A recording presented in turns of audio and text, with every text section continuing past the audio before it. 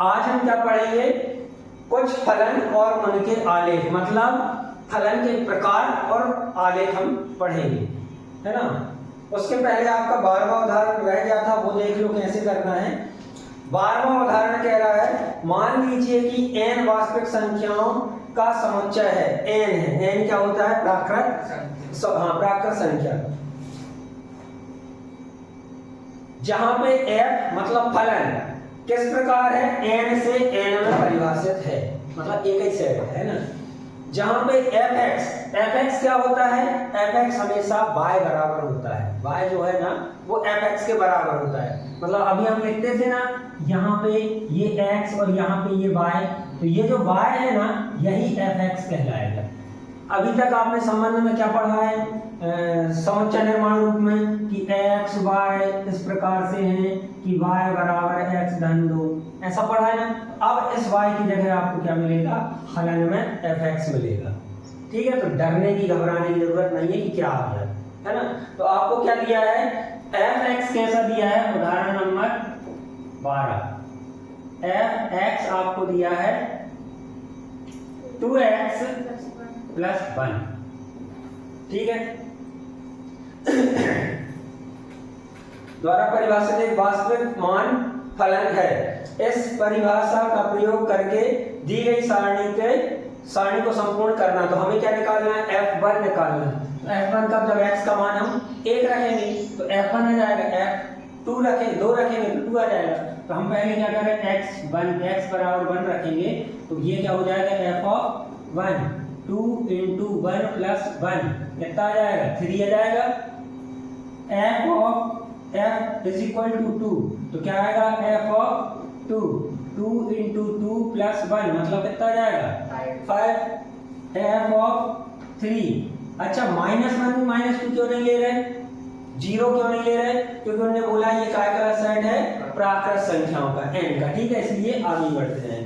और उन्हें सारणी में दिया 1 2 3 4 5 6 7 तक, तो हम 7 तक निकाल देंगे। f(3) क्या आ जाएगा, 2 × 3 + 1 तो कितना आ जाएगा, 7। x बराबर 4 देखें तो f(4) बराबर 2 × 4 + 1 = 9। f(x) बराबर कितना हो जाएगा, 5। f(5) = 2 × 5 + 1 कितना आ जाएगा, 11। x = 6। f(6) = 2 × 6 + 1 बराबर 13। x बराबर 7 क्या आ जाएगा, f(7) = 2 × 7 + 1 = 50। तो यहाँ पे ये निकाला है ना, तो इसमें फलन में ये रहेगा क्या, प्रांत, और ये रहेगा क्या, परिसर। ठीक है, सह प्रांत तो पूरा रहे, है ना। ये चीजें ध्यान रखना है, पर इसमें पूछी नहीं है, पर हमने बता दिया इसको लिख ले बाहर में। मतलब सारणी बनाओगे ऐसे लिख लो, ऐसे एक तो सवाल और मिलेगी। अब हमें क्या पढ़ना है, वास्तविक फलनों का बीजगणित, है ना। वास्तविक फलनों का बीजगणित मतलब वही कि दो फलन है, उनको जोड़ना, घटाना, गुणा करना, भाग करना, या उसमें किसी चीज का गुणा करना। तो मान लो हमारे पास जगह नहीं थी तो यहाँ लिख दिया है, f किस प्रकार से है, मतलब फलन किस प्रकार से, एक फलन f है वो किस प्रकार से है, x है जो कि रियल नंबर में परिभाषित है, और दूसरा है g फलन, वो x से वास्तविक संख्या में परिभाषित है। तब दो वास्तविक फलनों का अगर योग करना है तो फलन कौन सा है, एक f है और एक g है ना, और प्रांत क्या हो जाएगा, x। तो इनको अगर जोड़ेंगे तो ये इस प्रकार से जुड़ जाएंगे। ठीक है, उन्हीं फलनों को अगर हम घटाएंगे, उन्हीं फलनों को घटाएंगे तो ये अलग अलग घट जाएंगे। ठीक है, अगर ये a दिया है, क्या दिया है, a क्या है, कांस्टेंट है, ये क्या है, अचर है, अचर है, तो उसका फलन में गुणा करेंगे तो जो फलन आएगा उसमें बाहर से अपन गुणा कर देंगे। ठीक है, अगर दो फलनों का गुणा हो रहा है तो वो अलग अलग ऐसे गुणा हो जाएंगे, और अगर भाग हो रहा है तो सेम टू सेम हम ऐसे ही भाग कर देंगे, है ना। एक उदाहरण लेके समझे हम, उदाहरण क्या हो जाएगा, ये बुक में नहीं दिया है, ऐसे ही ले लो कुछ भी, एक ले लो क्या, f(x), या एक फलन ले लो क्या, 2x स्क्वायर। ठीक है, एक फलन f(x) क्या ले लो 2x और g(x) क्या हो जाएगा, मान लो क्या ले लें यहाँ पर कुछ भी sin x ले लें। ठीक है, इनका क्या करना है, जोड़ करना है। जैसे f(x) प्लस g(x) करेंगे कैसे हो जाएगा 2x square plus sin x। ठीक है, हाँ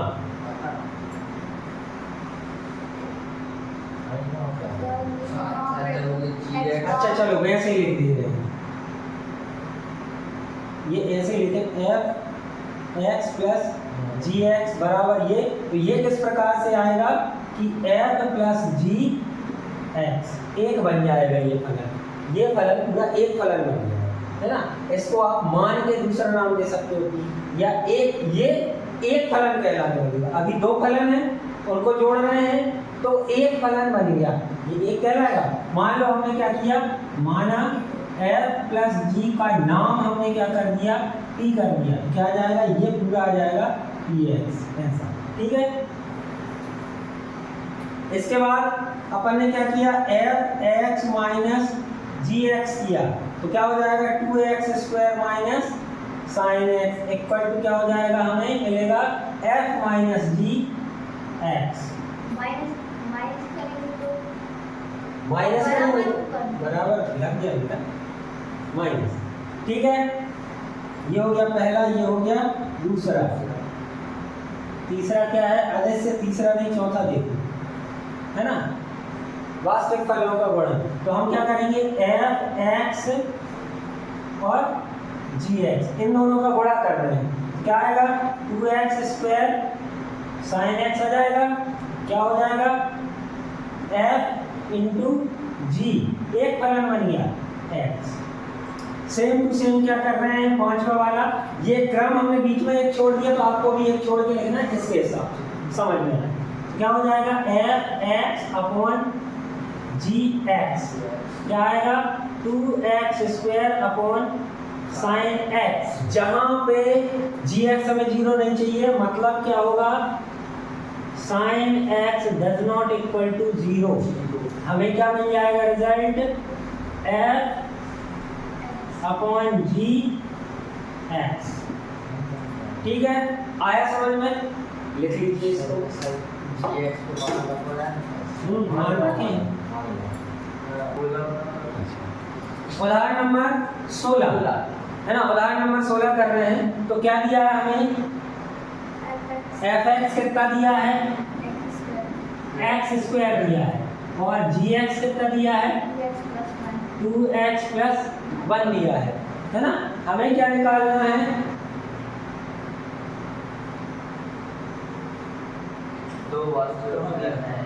f प्लस g(x) फाइंड करना है। तो देखो हमने क्या किया, दो फलनों को जोड़ा तो यही मिला, मतलब ये फाइंड करना है। मतलब हम क्या करेंगे, पहला वाला कर दें, क्या होगा f(x) प्लस g(x) कर दें, मतलब क्या होगा x square plus 2x plus 1 कर दें, ये आ गया f प्लस g(x) आ गया।